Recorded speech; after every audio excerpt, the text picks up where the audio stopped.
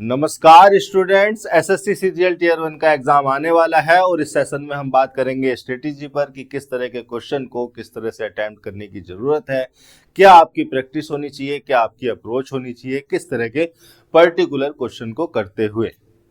इसके लिए हमने लिया है प्रीवियस ईयर के क्वेश्चन पेपर का एक सॉल्यूशन जो कि एसएससी सीजीएल टीयर 1 27 जुलाई 2023 शिफ्ट 3 वाले क्वेश्चन पेपर को हम सोल्व कराने वाले हैं। हर क्वेश्चन के थ्रू मैं आपको बताऊंगा कि इस तरह के क्वेश्चन को करने के लिए आपको किस तरह की स्किल्स, किस तरह से दिमाग लगाने की आवश्यकता है, किस तरह से आपको प्रैक्टिस करनी है, क्या आपकी अप्रोच होनी चाहिए। ये रहा आपके सामने क्वेश्चन पेपर। पहला क्वेश्चन, 25 क्वेश्चन इसमें आते हैं एसएससी सीजीएल टीयर 1 में, जो कि 2 नंबर का एक क्वेश्चन होता है। 50 में से 50 नंबर जो है एसएससी सीजीएल टीयर 1 की इंग्लिश में लाए जा सकते हैं और 10 से 12 मिनट में ये इंग्लिश खत्म हो जाती है अगर आपने इंग्लिश को अच्छी तरह से प्रिपेयर किया है तो। अगर आपके ग्रामेटिकल कॉन्सेप्ट क्लियर हैं, आपकी वोकैबुलरी अच्छी है, अगर आपने रीडिंग कॉम्प्रिहेंशन पर ध्यान दिया है तो।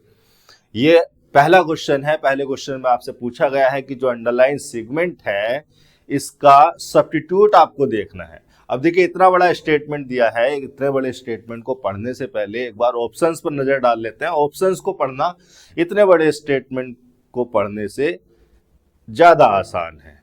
अगर आप ऑप्शंस पर नजर डालेंगे तो ऑप्शंस में 2 तरह के बदलाव किए गए हैं। एक तो वर्ब को चेंज किया गया है और दूसरा मोडाल चेंज किया गया है।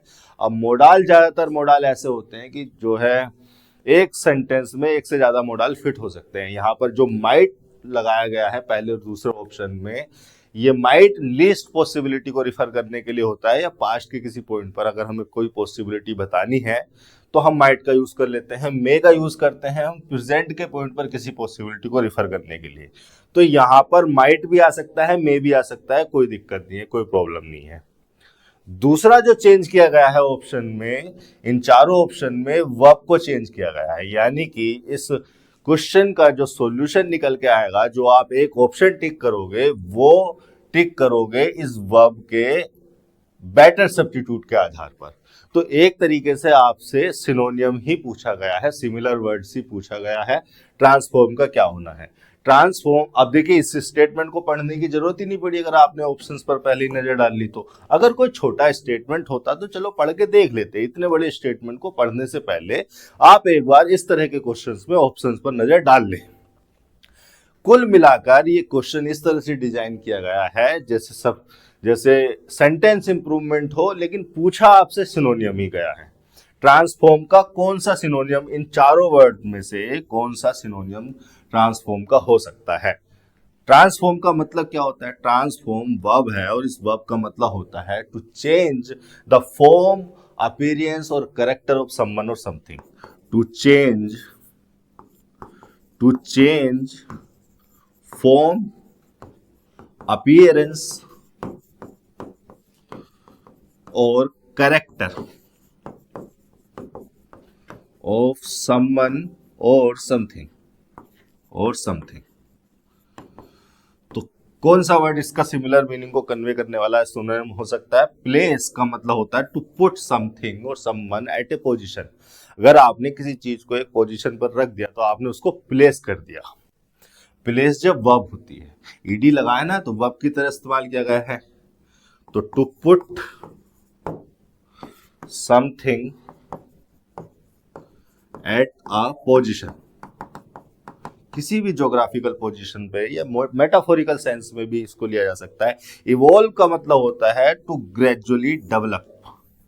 धीरे धीरे अगर कोई चीज डेवलप हो रही है तो वो इवॉल्व हो रही है। इंट्रांजिटिव नेचर की वर्ब होती है टू ग्रेजुअली डेवलप। फिर एक वर्ड आया कन्वर्ट। कन्वर्ट का मतलब होता है टू चेंज द फॉर्म और अपीयरेंस ऑफ समथिंग और समवन इनटू समथिंग एल्स। किसी पर्सन की, किसी थिंग की फॉर्म को, अपीयरेंस को किसी दूसरी अपीयरेंस में चेंज कर देना। यानी कि आप जो सिनोनियम ढूंढ रहे थे वो इसी वाले ऑप्शन में है, यही हो जाएगा। डीवैल्यूएट का मतलब होता है, डीवैल्यूएट का मतलब हो गया to reduce the value, worth और importance of something, importance of someone or something, या to underestimate something, to underestimate, आपने किसी को अंडर एस्टिमेट कर दिया, किसी पर्सन को या किसी थिंग को, तो आपने उसको डिवैल्यूएट कर दिया। ये वर्ड भी आपका जो है ऑप्शन में नहीं आना था, तो तीसरा ऑप्शन यहां पर सही हो जाना था, पहले क्वेश्चन का थर्ड ऑप्शन। आगे चलते हैं, दूसरे क्वेश्चन में क्या दिया हुआ है। दूसरे क्वेश्चन में सिनोनियम पूछा गया है अंडरलाइन वर्ड का। अब देखिए, इतने बड़े स्टेटमेंट को पढ़ने का कोई मतलब नहीं है। इस स्टेटमेंट को मैं तब पढ़ूंगा जब मुझे इस वर्ड का मीनिंग ना पता हो। अगर मुझे इस वर्ड का मीनिंग नहीं पता, तब इस स्टेटमेंट को, इस सेंटेंस को पढ़कर मैं इस वर्ड के एक्चुअल मीनिंग का पता लगाने की कोशिश करूंगा, और उस मीनिंग के आधार पर मैं इसका सिनोनियम या एंटोनियम यहाँ पर ढूंढूंगा। यहाँ तो सिनोनियम पूछा है। अगर मुझे इस वर्ड का मीनिंग पता है, फिर मैं सीधे ऑप्शन देखूंगा। अगर ऑप्शन में कोई ऐसे एक या दो ऑप्शन दिए हैं जो कि सिमिलर मीनिंग को कन्वे कर सकते हैं, सिमिलर वर्ड्स को लिखा गया है, सिमिलर मीनिंग को कन्वे करने वाले वर्ड्स को लिखा गया है, तब मैं स्टेटमेंट को पढ़ने की कोशिश करूंगा कि स्टेटमेंट में इस वर्ड का मीनिंग तो मुझे पता है, लेकिन स्टेटमेंट में इस वर्ड का एक्चुअल मीनिंग क्या है। एक्चुअली में जो इंग्लिश के वर्ड होते हैं वो कई बार कंटेक्स्ट चेंज हो जाने की वजह से एक जैसे, सिमिलर बट डिफरेंट मीनिंग को भी कन्वे कर देते हैं। तो उस सिचुएशन में अगर मुझे इसका मीनिंग नहीं पता, या फिर मेरे पास ऑप्शन ऐसे दिए हैं जो कंफ्यूज कर रहे हैं, जो एक जैसे मीनिंग के वर्ड को लिख दिया गया है, उस सिचुएशन में मैं इस स्टेटमेंट को पढ़ूंगा। अन्यथा इतने बड़े स्टेटमेंट को पढ़ने का कोई मतलब नहीं है। टाइम को यूज करते हुए चलना है। विजडम का मतलब मुझे पता है, विजडम बना है वाइज से। वाइज होते हैं एडजेक्टिव और विजडम होता है नाउन। वाइज का मतलब हो गया हैविंग और शोइंग नॉलेज, एक्सपीरियंस और गुड जजमेंट। कोई ऐसा पर्सन जिसके पास नॉलेज हो, एक्सपीरियंस हो, गुड जजमेंट की एबिलिटी हो, आप उसको वाइज कह सकते हैं। वाइज से बना है विजडम। विजडम हो गया तो क्वालिटी और द एबिलिटी ऑफ हैविंग और शोइंग नॉलेज, एक्सपीरियंस और गुड जजमेंट। तो इसका क्या वर्ड होना चाहिए, इसका सिनोनियम। क्लैरिटी का मतलब होता है the quality of being clear, the quality of being clear और इजी टू अंडरस्टैंड। अगर आपने कोई बात लिखी या किसी से कुछ कहा और वो आसानी से उसको समझ में आ गई, तो मतलब क्लैरिटी अच्छी थी। ठीक है, the quality of being clear और easy to understand. Folly, folly का मतलब होता है द फैक्ट और सिचुएशन और the quality of being foolish, the fact और क्वालिटी ऑफ बीइंग स्टूपिड और फुलिश।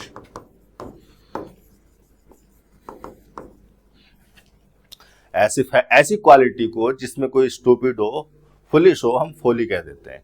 इनसाइट, इनसाइट का मीनिंग मैं आपको बता दूं। इनसाइट अच्छा वर्ड है। इनसाइट का मतलब होता है, इनसाइट नाउन हो गया, और इनसाइट का मतलब हो गया अ क्लियर और डीप, अ क्लियर और deep understanding of a complicated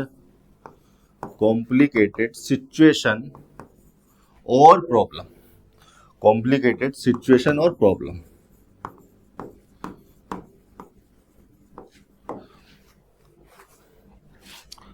या फिर इंसाइट का मतलब हो सकता है the ability of having clear और deep understanding of complicated situation और प्रॉब्लम। इस एबिलिटी को, ये एट्रीब्यूट अगर आपके अंदर है, तो इस एबिलिटी को भी हम इनसाइट कह देते हैं। इमोशन तो होना ही नहीं है। तो इन चारों वर्ड्स को अगर आप देखेंगे, इनके मीनिंग को समझेंगे, तो विजडम का जो मीनिंग है वो रिलेट कर रहा है इनसाइट के मीनिंग से। यहाँ पर भी नॉलेज, एक्सपीरियंस, अंडरस्टैंडिंग की बात हो रही है, यहाँ पर भी अंडरस्टैंडिंग की बात हो रही है, तो दूसरे का थर्ड ऑप्शन आपका सही हो जाएगा। बाकी वर्ड जो है मीनिंग में अलग है, कंटेक्स्ट में नहीं आएंगे। ठीक है, एक्टिव वॉइस जो है आपका बताना है। ये एक स्टेटमेंट आपके सामने लिखा है जो कि पैसिव स्ट्रक्चर में है, इसकी एक्टिव स्ट्रक्चर देख के बतानी है। देखिए पैसिव स्ट्रक्चर में ये स्टेटमेंट लिखा हुआ है बी प्लस वर्ब की थर्ड फॉर्म, ये बी की फॉर्म है और ये वर्ब की थर्ड फॉर्म है। बी प्लस वर्ब की थर्ड फॉर्म पैसिव स्ट्रक्चर की पहचान होती है। जहां पर भी बी प्लस वर्ब की थर्ड फॉर्म आपको देखने को मिल जाए, समझ लेना स्ट्रक्चर पैसिव है। तो ये ऑप्शन तो वैसे ही हटा दो, बी प्लस वर्ब की थर्ड फॉर्म पैसिव तो होगा ही नहीं, हमसे तो एक्टिव पूछा गया है ना, गिवन सेंटेंस का एक्टिव वॉइस क्या होगा ये पूछा गया है, तो इस तीसरे स्टेटमेंट को तो मैंने ऐसे ही हटा दिया। अब देखिए जब हम एक्टिव से पैसिव में, पैसिव से एक्टिव में कन्वर्ट करते हैं किसी वर्ब को या किसी सेंटेंस को, तो हम किस तरह के चेंज लाते हैं, ऑब्जेक्ट को सब्जेक्ट बना दिया जाता है। यानी कि पैसिव में जो सब्जेक्ट होगा वो ऑब्जेक्ट हो रहा होगा, किसका, किल्ड का। डियर ऑब्जेक्ट कहां पर है, डियर ऑब्जेक्ट एक इसमें है एक इसमें है, इसमें तो इसने डियर को सब्जेक्ट ही रखा तो ये भी हट गया।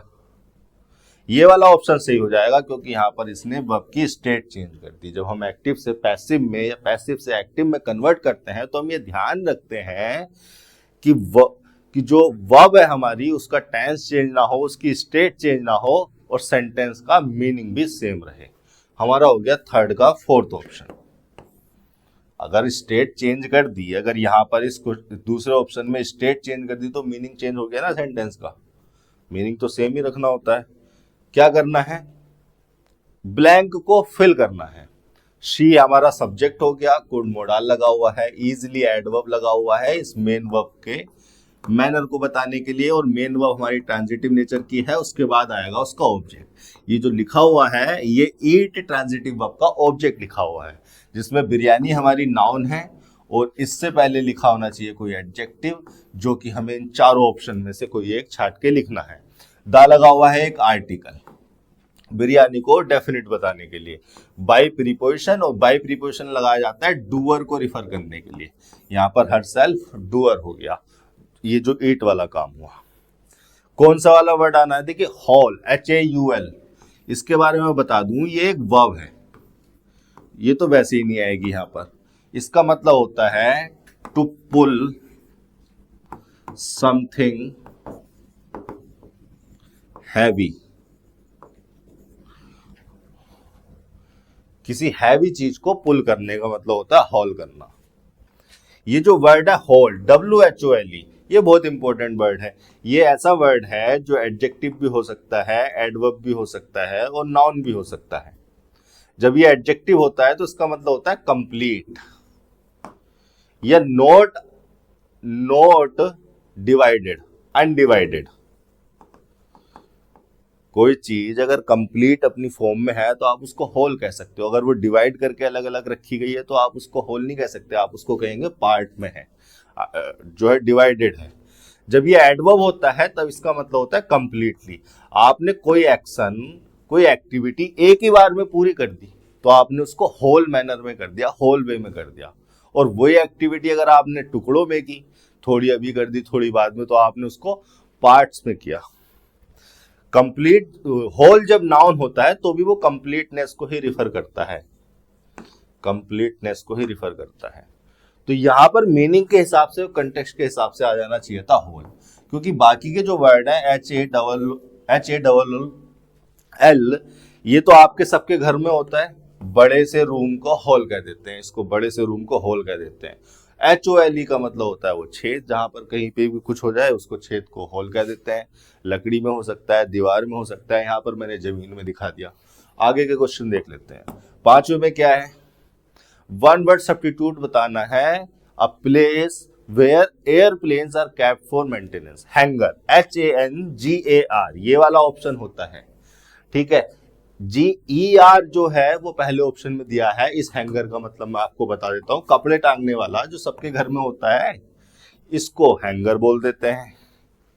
ये होगी हमारी स्कलरी, एक ऑप्शन दिया है।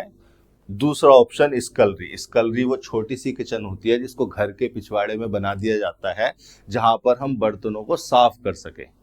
हमारे यहाँ तो एक ही किचन में खाना बनता है, उसी में बर्तन साफ हो जाते हैं। लेकिन कुछ रिच लोग बर्तन धोने के लिए, बर्तन साफ करने के लिए और इस तरह के डर्टी काम को करने के लिए एक छोटी सी किचन घर के पीछे बना देते हैं, उसको बोला जाता है स्कलरी। ये हो गया आपका हैंगर, जहां पर एयरप्लेन्स को, एयर जेट्स को रखा जाता है। इस प्लेस को जो है हैंगर बोलते हैं, HANGAR। फिर एक वर्ड आया था आपका अवियरी।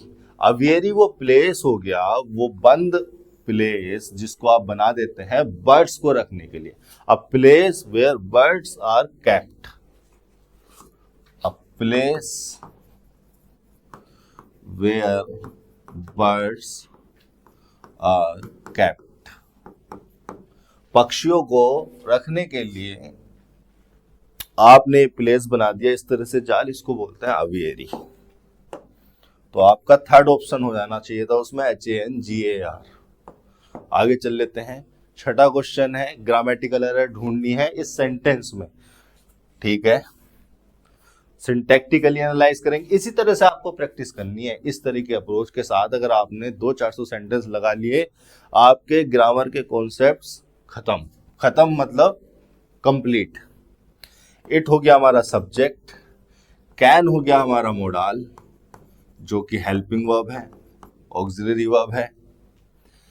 गेट, अब देखिए गेट वर्ब के बारे में मैं आपको बताऊं तो गेट एक्शन नेचर की वर्ब भी हो सकती है, एक्शन वर्ब भी हो सकती है और लिंकिंग वर्ब भी हो सकती है। मीनिंग और कंटेक्स्ट दोनों में डिफरेंट होता है।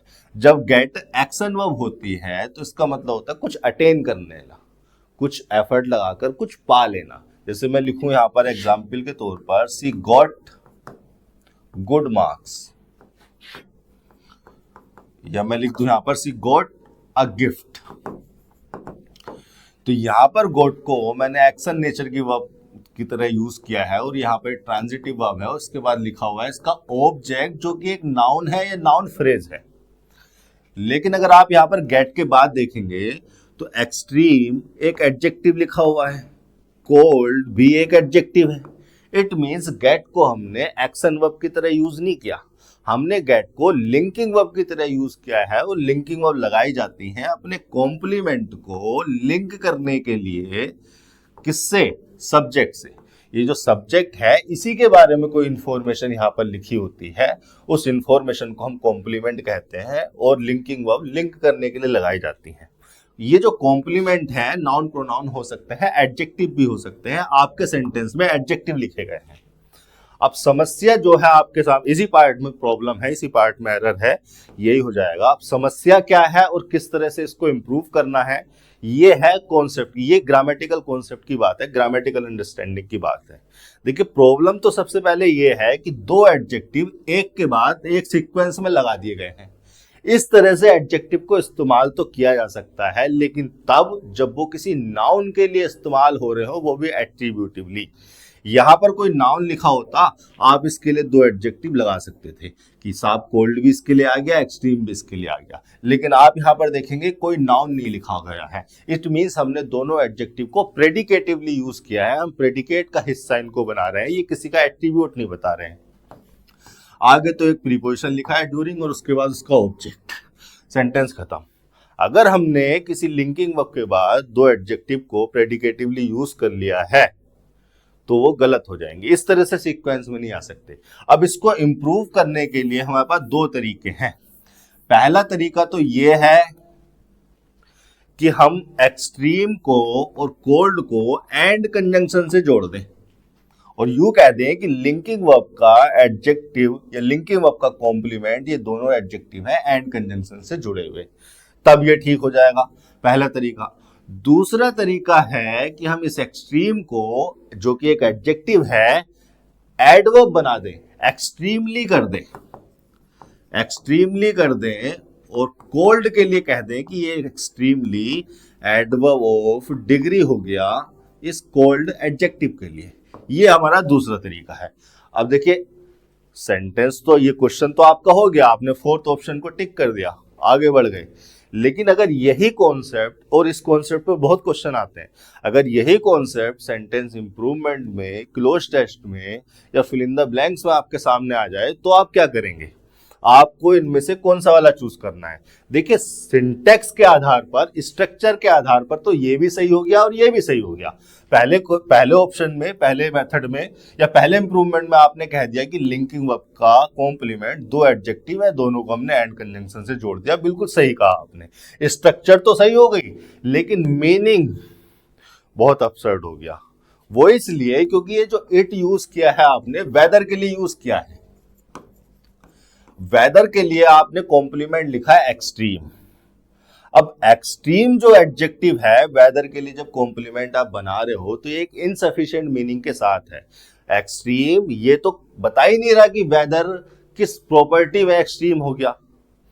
वो एक्सट्रीम हॉटनेस में हो गया, एक्सट्रीम कोल्डनेस में हो गया, या किस प्रॉपर्टी में एक्सट्रीमलीनेस को एक्सप्रेस किया जाना है, ये वर्ड जो है एक्सट्रीम रिफर नहीं कर रहा। तो एक्सट्रीम जो है, जब हम एक्सट्रीम वर्ड को, एक्सट्रीम एडजेक्टिव को वेदर के लिए या इट के लिए कॉम्प्लीमेंट बनाते हैं, कॉम्प्लीमेंट का मतलब है वो वर्ड जो उसके मीनिंग को पूरा करे, लेकिन ये वर्ड उसके मीनिंग को पूरा ही नहीं कर पा रहा, खुद अपने इनकम्प्लीट मीनिंग के साथ है, बता ही नहीं पा रहा कि वो एक्सट्रीम जो है, आपने एक्सट्रीम का मतलब हाईएस्ट लेवल, तो वो हाईएस्ट लेवल किस प्रॉपर्टी में है, कोल्डनेस में है, हॉटनेस में है, या मॉइस्ट है, या ह्यूमिडिटी है, तो इस चीज को रिफर नहीं कर रहा। इसलिए ये वाला जो स्ट्रक्चर है एक्सट्रीम एंड कोल्ड, ये सिंटैक्टिकली सही होते हुए सिमेंटिकली गलत हो जाएगा, मीनिंगफुल नहीं रहेगा।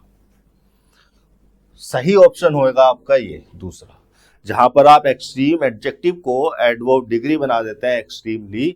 अब ये जो एक्सट्रीमली एडवर्ब है वेदर की कोल्ड वाली प्रॉपर्टी कोई एक्सट्रीमलीनेस को रिफर करेगा, ये मीनिंगफुल है, सिंटैक्टिकली सही है। ये हो गया आपका छठा क्वेश्चन।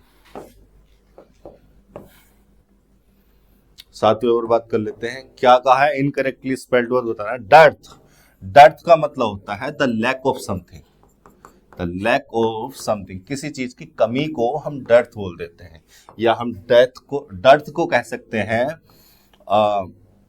सप्लाई और अमाउंट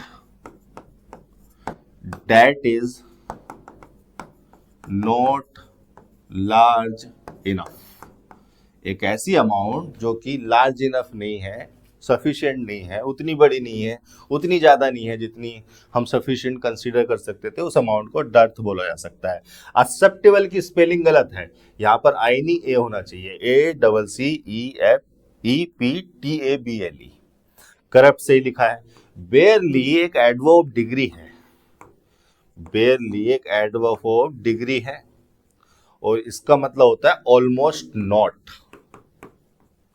या ओनली जस्ट के मीनिंग में भी ये आ जाता है, या फिर टू द मिनिमल डिग्री, कोई एक्शन या कोई चीज हुई मिनिमल डिग्री तक हुई तो हम उसके लिए बेयरली लगा सकते हैं, या to the smallest amount, to the smallest amount, सारी सिमिलर मीनिंग है। सातवें का हो जाएगा आपका दूसरा ऑप्शन, इनकरेक्टली स्पेल्ड वर्ड बताना था हमें, सातवें के दूसरे ऑप्शन में वो है। आठवें पर चल लेते हैं, फिर से हमें स्पेलिंग देखनी है, इनकरेक्टली वर्ड बताना है। सफिशिएंट की स्पेलिंग गलत लिखी हुई है, सफिशिएंट की स्पेलिंग होती है SUFFICIENT, यहां पर इसने आई को ई के बाद कर दिया इसलिए गलत हो गया, यही ऑप्शन सही हो गया। सिरप सही है, सुपीरियर सही है, सरबरी भी सही है, सरबरी बनाया श्रब से, वो प्लेस जहां पर बहुत सारे श्रब्स हों उसको श्रबरी कह देते हैं, ये होता है श्रब। ये जो प्लांट होता है इस तरह का, ये वाला एक सिंगल प्लांट, इसको बोला जाता है श्रब। ये हाइट में तो ज्यादा नहीं होते, ज्यादा ऊंचे तो ज्यादा बड़े तो नहीं हो जाते, लेकिन ये आसपास कोई चारों तरफ को फैल जाते हैं, इनको बोला जाता है श्रब।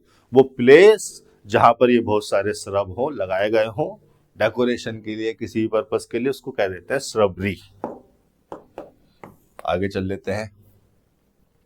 नौवां क्वेश्चन, एंटोनियम बताना है अंडरलाइन वर्ड का। मैं स्टेटमेंट पढ़ूंगा ही नहीं, मैं सेंटेंस तब पढ़ूंगा जब मुझे या तो इस वर्ड का मीनिंग ना पता हो, फिर मैं सेंटेंस को पढ़कर इस वर्ड के एक्चुअल मीनिंग का पता करने की कोशिश करूंगा, या मुझे ऑप्शन ऐसे दे दिए जाए जो कंफ्यूजिंग हो, जो मेरे अंदर डाउट पैदा कर दे, कंफ्यूज पैदा कर दे कि इस वर्ड का एक्चुअल मीनिंग क्या होना चाहिए, जिसकी वजह से मैं इन दो में से या तीन में से एक जो सिमिलर मीनिंग को कन्वे कर रहे हैं इनमें से कौन सा वर्ड चूज करूं। अभी नहीं पढ़ूंगा। अमेचर, अमेचर का मतलब देखिए, अमेचर जो वर्ड है ये एडजेक्टिव भी हो जाता है और नाउन भी। नाउन हो सकता है क्या? हो सकता है। जब ये एडजेक्टिव होता है तो इसका मतलब होता है participating in an activity for pleasure, not as a professional। किसी एक्टिविटी में, किसी स्पेसिफिक एक्टिविटी में पार्टिसिपेट करना प्रोफेशनल की तरह नहीं, बस मजे के लिए, एंजॉयमेंट के लिए, प्लेजर के लिए। इस एट्रीब्यूट को हम कह देते हैं अमेचर। या फिर मैं इसका दूसरा मीनिंग लिखने जा रहा हूं, लैकिंग प्रोफेशनल स्किल्स। भाई किसी चीज को अगर आप एंजॉयमेंट के लिए कर रहे हो, प्लेजर के लिए कर रहे हो, तो बहुत ज्यादा तो कर नहीं रहे होंगे, जब तक मजा आ रहा है तब तक कर रहे हो, तो मोस्ट पॉसिबली आपकी उसमें बहुत अच्छी स्किल्स नहीं होगी, प्रोफेशनल स्किल्स उसमें नहीं होंगी, थोड़ी बहुत स्किल्स होंगी, प्रोफेशनल स्किल्स नहीं होंगी। तो अमेचर का एक मतलब ये भी हो जाता है लैकिंग प्रोफेशनल स्किल्स। अब इसका एंटोनियम हमें बताना है, तो इसका एंटोनियम हो जाना था एक्सपर्ट। एक्सपर्ट का मतलब having skills in a particular activity. अगर किसी पर्टिकुलर स्पेसिफिक एक्टिविटी में आपकी बहुत अच्छी स्किल्स है तो आपको उसका एक्सपर्ट कहा जाता है। इसका एंटोनियम हो जाना था एक्सपर्ट। बोरिंग नहीं होना था, फ्रीलांसिंग नहीं होना था, डिसेंट नहीं होना था। देखिए फ्रीलांस जो वर्ड है ये बहुत अच्छा वर्ड है। बिजनेस डोमेन में ये बहुत ज्यादा, इंडस्ट्रियल डोमेन में, इकोनॉमिक डोमेन में ये बहुत ज्यादा यूज होता है फ्रीलांस। इसका मतलब समझ लेते हैं फ्रीलांस। फ्रीलांस जो वर्ड है ये एडजेक्टिव भी हो सकता है, वर्ब भी हो सकता है और एडवर्ब भी हो सकता है, और मीनिंग है इसका working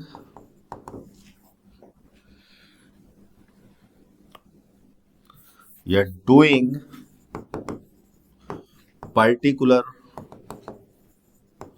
work for many organizations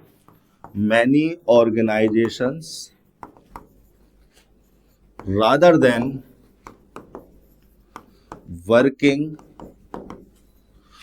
all the time for a single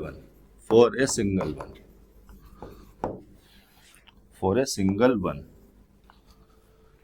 देखिए कोई ऐसा काम या कोई ऐसा पर्सन जो किसी एक सिंगल ऑर्गेनाइजेशन के लिए काम ना करके बहुत सारी ऑर्गेनाइजेशन के लिए काम करता हो, जिससे कॉन्ट्रैक्ट हो गया, जिससे डील बैठ गई सही, उसके लिए 1-2 महीने काम कर दिया, फिर किसी दूसरी कंपनी के लिए, किसी दूसरे पर्सन के लिए, किसी दूसरे ऑर्गेनाइजेशन के लिए काम कर दिया, उसको हम कहते हैं फ्रीलांसर। फ्रीलांस में फ्री लगा हुआ है, जो फ्री हो, जो किसी एक ऑर्गेनाइजेशन से बाउंड ना हो, जिसका किसी एक ही ऑर्गेनाइजेशन से कॉन्ट्रैक्ट ना हो कि मैं 4 साल तक तुम्हारे लिए काम करूंगा। तो इस तरह के वर्क को फ्रीलांस वर्क या इस एक्टिविटी को फ्रीलांस एक्टिविटी कहा जा सकता है। इसको हम एडजेक्टिव की तरह भी यूज कर सकते हैं, वर्ब की तरह भी, एडवर्ब की तरह भी, और इसको ही वर्ब के रूप में इस्तेमाल करके आपके सामने दिया गया है फ्रीलांसिंग। और ऐसे पर्सन को कहा जाता है फ्रीलांसर। भाई जिस भी ऑर्गेनाइजेशन से बात हो गई, उसी से जो है अपना कॉन्ट्रैक्ट साइन किया, डील की कि इतने हजार में, इतने लाख में आपका काम कर दूंगा, और उसके लिए करके 1-1.5 महीने में खत्म, फिर दूसरी ऑर्गेनाइजेशन को पकड़ लिया। फ्रीलांस वर्क होता है। डिसेंट का मतलब होता है socially acceptable and good. Decent एक एडजेक्टिव है और इसका मतलब होता है सोशली एक्सेप्टेबल एंड गुड। कुछ भी ऐसा, कोई भी आपकी ड्रेस, आपका बिहेवियर, आपका नेचर सोशली एक्सेप्टेबल है, गुड है, तो आप उसको डिसेंट कह सकते हैं। ये हो गया 9वां क्वेश्चन। 10वें पर चल लेते हैं। ठीक है, सब्स्टिट्यूट बताना है अंडरलाइन सेगमेंट का। अब देखिए, ये जो अंडरलाइन सेगमेंट आपको दिया हुआ है एंड ऑल्सो हैंडल्स, अगर आप ऑप्शंस पर देखेंगे तो कंजंक्शन को बदला गया है। यहाँ तो कंजंक्शन है ही नहीं, इसको तो हटा दो। कंजंक्शन के बदले में कोई कंजंक्शन ही तो आ सकता है, या फिर अभी चलो स्टेटमेंट को पढ़ेंगे। कहने का मतलब ये है कि ऑप्शन आपको ऐसे दिए गए हैं जिसमें आपको आपके ग्रामेटिकल कॉन्सेप्ट्स की जरूरत पड़ेगी, तो इसके लिए आपको सेंटेंस पढ़ना पड़ेगा।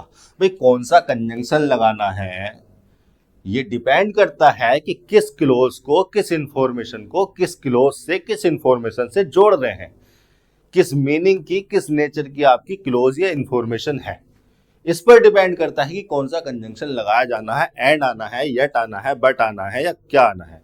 अलोंग विथ तो एक प्रीपोजिशन है, और इसमें तो ना कोई प्रीपोजिशन है ना कोई एडवर्ब है। इसके लिए हमें स्टेटमेंट को पढ़ना पड़ेगा, समझना पड़ेगा, अपने ग्रामर के कॉन्सेप्ट्स का इस्तेमाल करना पड़ेगा। क्या लिखा हुआ है सेंटेंस, द सेक्रेटरी सब्जेक्ट हो गया आपका, टू प्रीपोजिशन माई बॉस उसका ऑब्जेक्ट हो गया, इज यहाँ पर लिंकिंग वर्ब हो गई, वेरी इफिशिएंट, इफिशिएंट एडजेक्टिव हो गया, वेरी लग गया इस एडजेक्टिव के लिए एडवर्ब, एज लगाया गया एक कंजंक्शन के रूप में रीजन बताने के लिए, ही फिर से एक सब्जेक्ट आ गया। नॉट ओनली, नॉट ओनली को देखते ही ज्यादातर बच्चों के दिमाग में ये बात आ गई होगी कि नॉट ओनली के साथ हम लगाते हैं बट ऑल्सो। देखिए नॉट ओनली, यहां पर कुछ लिखा होगा, फिर बट ऑल्सो यहां पर कुछ लिखा होगा। ये नॉट ओनली बट ऑल्सो जो है एक कोरिलेटिव कंजंक्शन है, और इस कोरिलेटिव कंजंक्शन को कोरिलेटिव इसलिए कहते हैं क्योंकि आपस में दो स्ट्रक्चर्स को रिलेट करता है। और इस कोरिलेटिव कंजंक्शन का जो कंजंक्शन वाला पार्ट है, जो कंजंक्शन वाली भूमिका निभाने वाला जो पार्ट है, वो ये है बट। इस पूरी फ्रेज में, इस पूरे कोरिलेटिव कंजंक्शन में ये बट कंजंक्शन है। बाकी जो है एडवर्ब या डिटर्मिनर कहे जा सकते हैं बाकी वर्ड। तो ये हो गया हमारा कोऑर्डिनेट नेचर का कंजंक्शन, और इसी से मिलकर ये पूरी फ्रेज को कोरिलेटिव कंजंक्शन कहा जाता है क्योंकि कोरिलेट करती है। अब ये जो ऑल्सो है, इसको हम एडवर्ब के फंक्शन में लगाते हैं किसी एडिशनल इंफॉर्मेशन को इंट्रोड्यूस करने के लिए। मतलब हम ये कह रहे हैं कि हम इस कंजंक्शन के द्वारा जो इंफॉर्मेशन जोड़ रहे हैं वो एक एडिशनल इंफॉर्मेशन है। ठीक है, वो एक एडिशनल इंफॉर्मेशन है। ये जो नॉट ओनली फ्रेज है हमारी, ये एडजेक्टिव भी हो सकती है, मतलब डिटर्मिनर भी हो सकती है, और एडवर्ब भी हो सकती है। ये एडवर्ब तब होगी जब ये किसी वर्ब, एडजेक्टिव या एडवर्ब से पहले लगी हो। अगर ओनली किसी वर्ब से पहले लगा है, उस वर्ब को मॉडिफाई करने के लिए, किसी एडजेक्टिव से पहले लगा है, किसी एडवर्ब से पहले लगा है उसको मॉडिफाई करने के लिए, तो ओनली को आप क्या कहोगे, एडवर्ब है। और इस एडवर्ब ओनली के लिए जो दूसरा एडवर्ब आया है वो नोट हो गया। अगर ओनली किसी नाउन से पहले लगा है तो ओनली को आप डिटर्मिनर कंसीडर करोगे, और इस डिटर्मिनर के लिए जो नोट है ये एडवर्ब हो गया। एडवर्ब, डिटर्मिनर, एडजेक्टिव दोनों के लिए आ जाते हैं।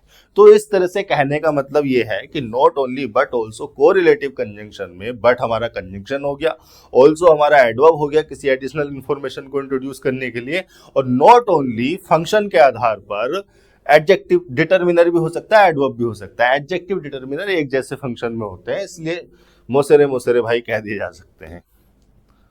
अब कहने का मतलब यह है कि बट को यहां पर लगाया क्यों जाता है, एंड को क्यों नहीं लगा सकते। क्या बताया मैंने, ऑल्सो को लगा रहे हैं हम एक एडिशनल इंफॉर्मेशन को लिखने के लिए। मतलब ये जो इंफॉर्मेशन है इसके बाद वो एक एडिशनल इंफॉर्मेशन है, वो किसके एडिशन में है इसको इंट्रोड्यूस करती है ये वाली फ्रेज। यानी कि यहां पर जो इंफॉर्मेशन लिखी होगी उसी के एडिशन में ऑल्सो के बाद, बट ऑल्सो के बाद लिखी हुई इंफॉर्मेशन एडिशनल में है। यानी कि ये जो इंफॉर्मेशन लिखी है इसको इंट्रोड्यूस कर रहा है नॉट ओनली।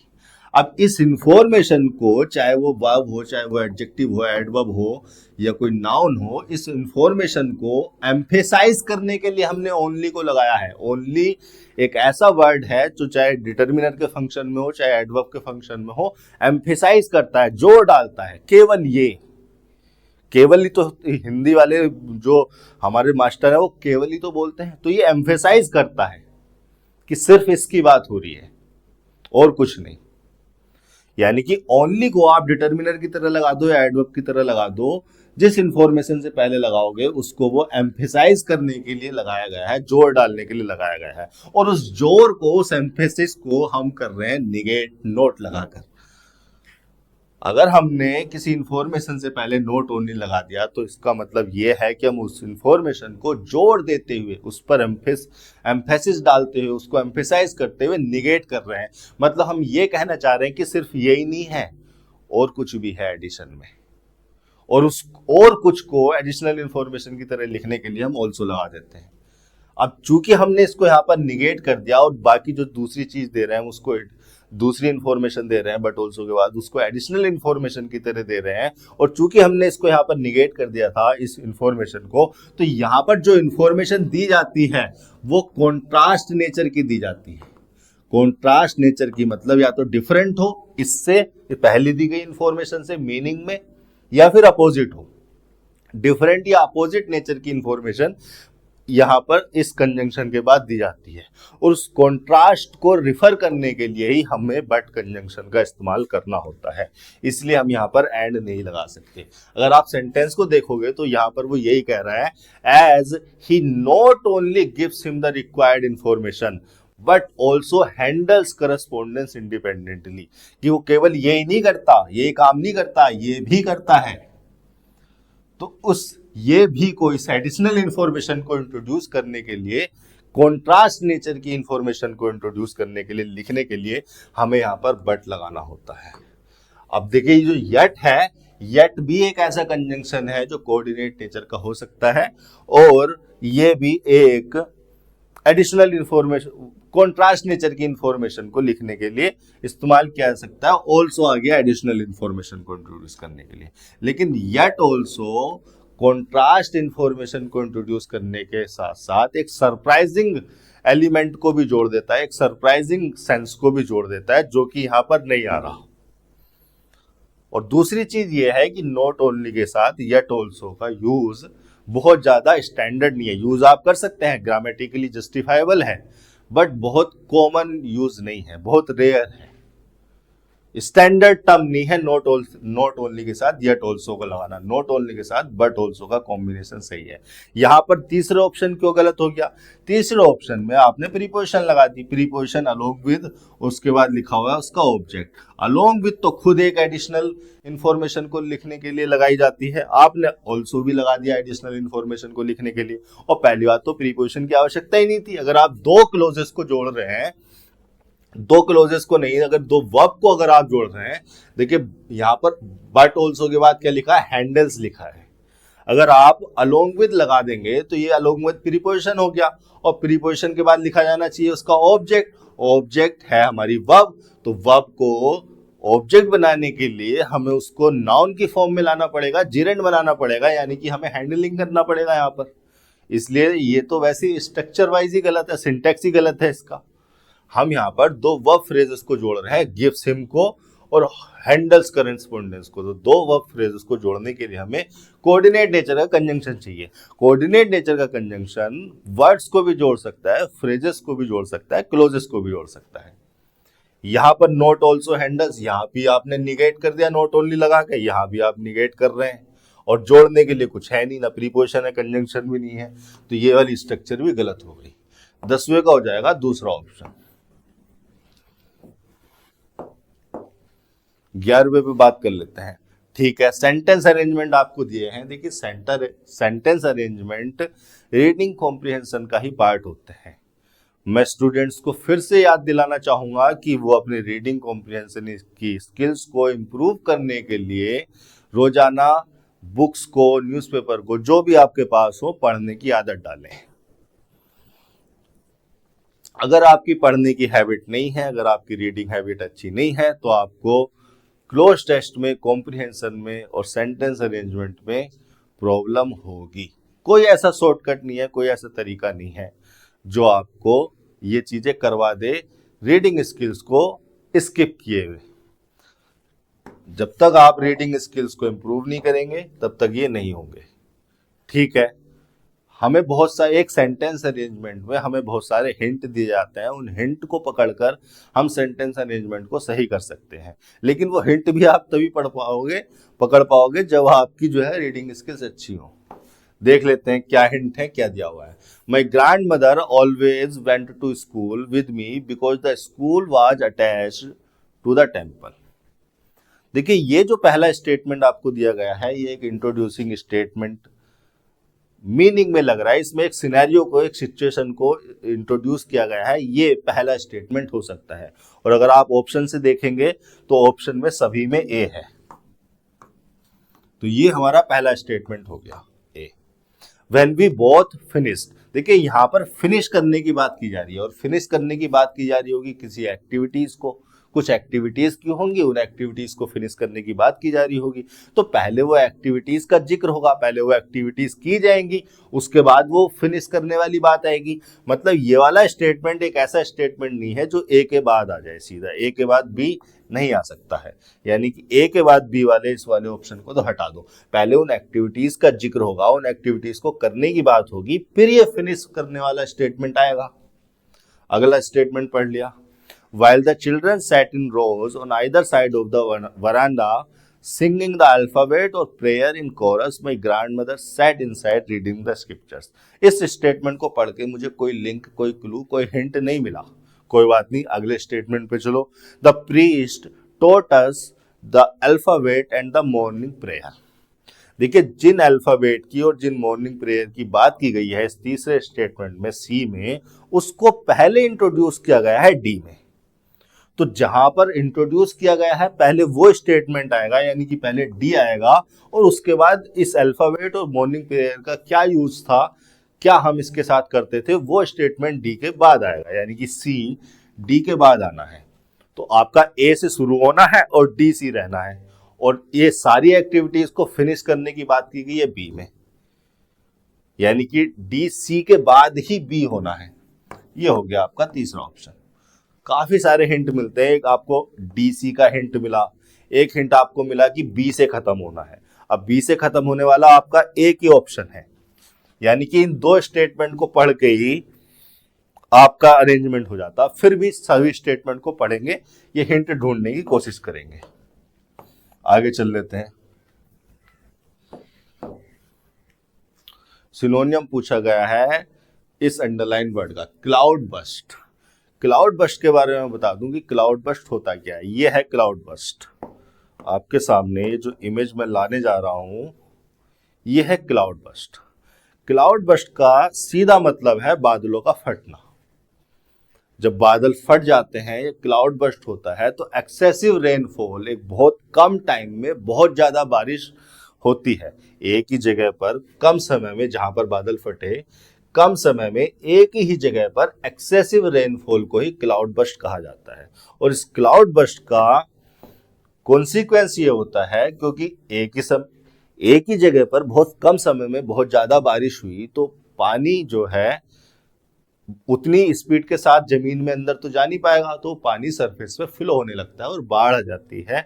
उत्तराखंड में जो है क्लाउड बस्ट हुआ था, इस तरह के इमेजेस आपको देखने को मिले होंगे। 2013 का सिनेरियो है, Kedarnath flood 2013, flood that ravaged Uttarakhand. ये क्लाउड बस्ट की वजह से हुआ था, बहुत सारी बारिश एक साथ हुई कम समय में, जिस वजह से जो है बाढ़ आ गई उत्तराखंड में।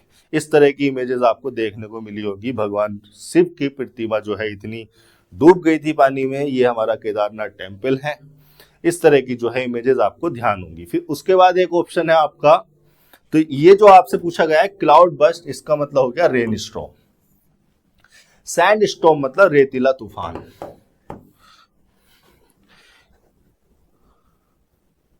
ये रेतीला तूफान हो गया, रेगिस्तान में जहां पर भी रेत हो इस तरह का तूफान उठ जाता है, इसको सैंड स्टॉर्म कह देते हैं।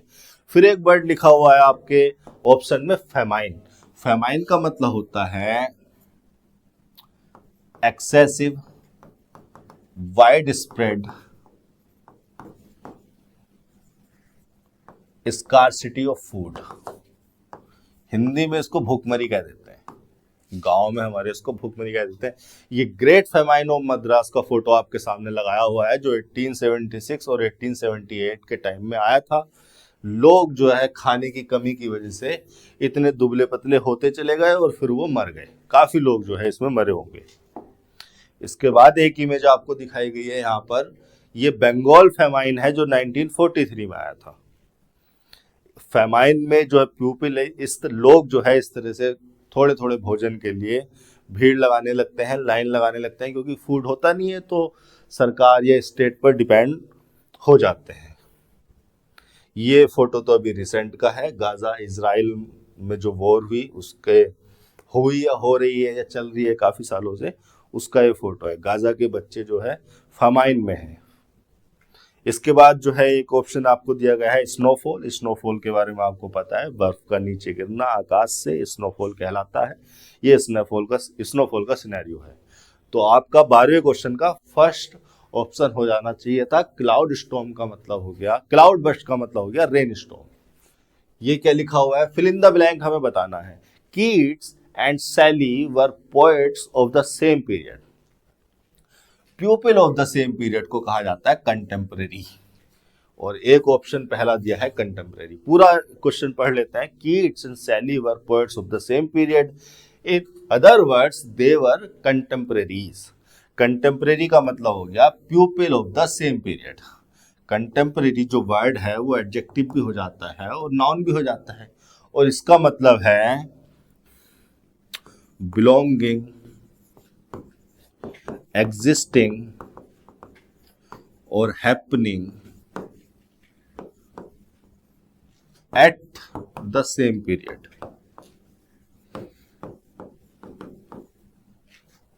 को राइटर्स का मतलब क्या, देखिए को का मतलब टुगेदर, साथ में, और राइटर बना है राइट से, तो साथ में कुछ लिखने वाला। A person who rights something with someone else, क्या कहेंगे आप उसको, को राइटर। वो पर्सन जो किसी के साथ में कुछ लिखता है। कोई किताब लिखी, दो लोगों ने एक साथ लिखी, दोनों एक दूसरे के क्या हो गए, को राइटर हो गए। कलीग का मतलब क्या हो गया, कलीग का मतलब हो गया a member of A group working together. आपके साथ आपकी कंपनी में, आपकी ऑर्गेनाइजेशन में जो लोग काम कर रहे हैं, उन लोगों में से किसी भी एक व्यक्ति को आप कलीग कह सकते हैं। उन सभी लोगों को आप कलीग्स कह सकते हैं। एसोसिएट का मतलब वो पर्सन जो आपसे क्लोजली कनेक्टेड हो किसी ना किसी तरीके से, चाहे वो बिजनेस के माध्यम से हो, चाहे वो रिलेशनशिप में हो, या चाहे वो फ्रेंडशिप में हो। कोई भी पर्सन जो आपसे क्लोजली कनेक्टेड हो उसको एसोसिएट कह देते हैं। तो तेहरे का फर्स्ट ऑप्शन यहां पर हो जाना चाहिए था। 14 मीनिंग बताना है इस इडियम का। Gate up on the wrong side of the bed. Get up लिखा हुआ आ जाएगा या वेक अप लिखा हुआ आ जाएगा। Get up on the wrong side of the bed या wake up on the wrong side of the bed का मतलब होता है to start the day in a bad mood which continues all day long. अपने दिन की शुरुआत खराब मूड के साथ करना, और वो खराब मूड जो है पूरे दिन चलता रहे। देखिए, ये देखिए इमेज, बच्चा उठा और उठते ही मूड खराब, और ये पूरे दिन इसका ऐसे ही रहेगा। तो इसको बोलेंगे he got up on the wrong side of the bed. To be in a bad mood throughout the day. अब ये जो मीनिंग है जिस भी ऑप्शन में होगा वो ऑप्शन लगा देंगे। क्या आया, पहला ऑप्शन ही आपका ये दे रखा है, someone who is having a horrible day. बाकी के ऑप्शन गलत हो जाएंगे। 14 हो गया, 15 पर चल लेते हैं। क्या लिखा हुआ है, सब्स्टिट्यूट बताना है इस करेक्ट इडियम का। नहीं, इस इडियम इन वर्ड्स के लिए इन चारों में से एक इडियम छांटना है। Identify the option that can be substituted as the correct idiom for the underline part of the given sentence. ये जो अंडरलाइन पार्ट है, अंडरलाइन सेगमेंट है, इसके मीनिंग को कन्वे करने वाला हमें इडियम बताना है। ये 4 इडियम आपके सामने लिखे हुए हैं। A bird in the gilded cage, bird's eye view, birds of the same feather, bird brain. देखिए, एरियल का मतलब क्या होता है, एरियल का मतलब होता है, एरियल का मतलब हो गया from the air, from the air और फ्रॉम द स्काई। सेंटेंस को हमें पढ़ना पड़ेगा एक्चुअल मीनिंग समझने के लिए। My cousin sister Neetu had an aerial view of the trade fair from the top of the giant wheel. तो एक ऐसे व्यू की बात की जा रही है जो कि स्काई से लिया गया हो। एरियल व्यू मतलब स्काई से लिया गया व्यू, एयर से लिया गया व्यू। और आगे भी बात की जा रही है ट्रेड फेयर की, और एक जायंट व्हील की बात की जा रही है। तो फेयर में जायंट व्हील क्या होता है, आप बैठे होंगे इसमें, मैं दिखा देता हूं आपको इमेज में। ये ये यहाँ पर कोई फेयर लगा हुआ है और इस जायंट व्हील की बात की जा रही है, और इस जायंट व्हील के टॉप पर थी वो। नीतू की बात, ये किसकी बात की जा रही है, उस इसके टॉप पर थी, और यहां से उसने एरियल व्यू लिया नीचे जो भी चल रहा था। तो इस एरियल व्यू का मतलब हो गया एक ऐसा व्यू जो स्काई से लिया गया हो, ऊपर से, एयर से लिया गया हो। जब ऊपर से कोई भी व्यू लिया जाएगा तो इतना छोटा छोटा सब कुछ नीचे दिखेगा, पूरा शहर। अब इस एरियल व्यू को इडियम, इस एरियल व्यू के मीनिंग को कन्वे करने वाला जो इडियम है वो है आपका birds eye view. Birds eye view की अगर मैं बात करूं तो ये बर्ड्स आई व्यू है। जब बर्ड, कोई भी पक्षी जब आकाश में उड़ता है तो वो ऊपर से ही नीचे को देखता है, और उसका जो व्यू होता है वो एरियल व्यू होता है।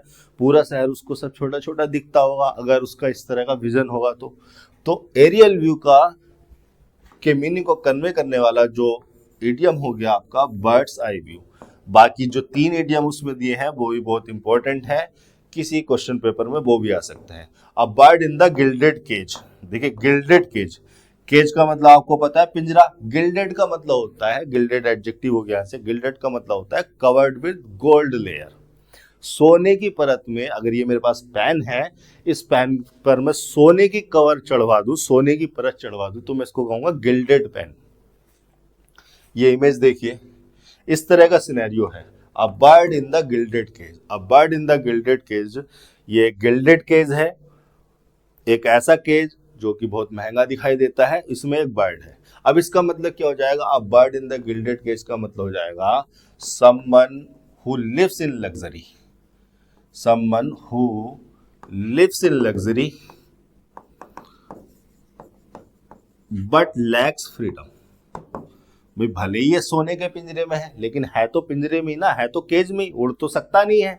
तो भले ही ये लग्जरी में रह रहा है, लेकिन आजादी तो इसकी खत्म है। यहाँ पर एक लड़की को दिखाया गया है जो कि बहुत अच्छे कपड़े पहनी हुई है, बहुत अच्छे घर में रह रही है, लेकिन बाहर की तरफ को देख रही है, बाहर जाने की तरफ को देख रही है, क्योंकि रह तो लग्जरी में रही है, एक लग्जरियस होम में रह रही है, लेकिन आज़ादी नहीं है, फ्रीडम नहीं है। अब बाहर नहीं जा सकती, अपने दोस्तों के साथ मस्ती नहीं कर सकती, पार्टी नहीं कर सकती। तो a bird in the gilded case का मतलब हो जाएगा someone who lives in luxury but lacks freedom, but lacks freedom. फिर एक इडियम जो आपका आया था, देख लेते हैं ऑप्शन में, बर्ड्स ऑफ सेम फेदर। देखिए फेदर का मतलब होता है पंख, और सेम फेदर मतलब same characteristic, same interest, same values, same personality, same behaviour. ठीक है, तो ऐसे पर्सन जो कि सेम बिहेवियर के हों, सेम पर्सनैलिटी के हों, सेम कैरेक्टरिस्टिक हो, सेम उनकी वैल्यूज हो, सेम इंटरेस्ट हो, सेम पर्सनैलिटी हो, उनको कहा जा सकता है बर्ड्स ऑफ सेम फेदर। एक प्रोवर्ब होती है इंग्लिश में, birds of the same feather flock together. Flock का मतलब है to move, to move together.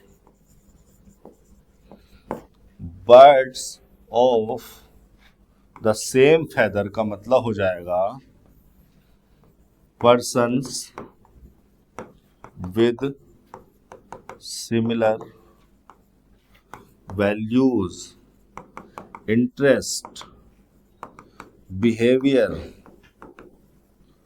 Personality,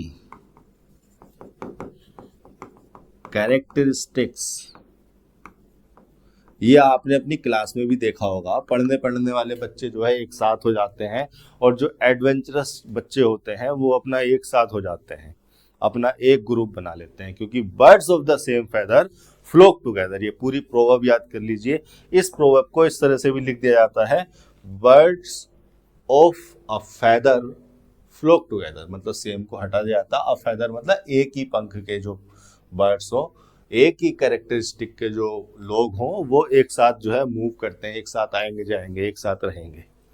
people with similar interest group together. फिर एक और सिनोनियम दिया है आपका बर्ड ब्रेन। बर्ड ब्रेन का मतलब होता है अ सिली और स्टूपिड पर्सन। ठीक है, आगे चल लेते हैं। तो ये क्वेश्चन जो था आपका, इसका हो जाएगा दूसरा ऑप्शन, 15 का दूसरा ऑप्शन। बर्ड्स आई व्यू की बात की जा रही है, एरियल व्यू। 16वें क्वेश्चन पर बात कर लेते हैं। सेंटेंस अरेंजमेंट आपको दिया गया है, एक से ज्यादा हिंट होंगे, पढ़ते हैं, समझते हैं, करते हैं। He later tried to franchise his restaurant. देखिए लेटर ट्राइड, ये जो ट्राइड वाला एक्शन है ना, इसको मॉडिफाई करने के लिए लगाया गया है लेटर एडवर्ब को। मतलब ये एक ऐसा एक्शन है जिसको बाद में किया गया होगा, इससे पहले जो एक्शन किया गया होगा वो इससे लॉजिकल सीक्वेंस में, मीनिंगफुल सीक्वेंस में पहले आएगा, वो स्टेटमेंट पहले आएगा।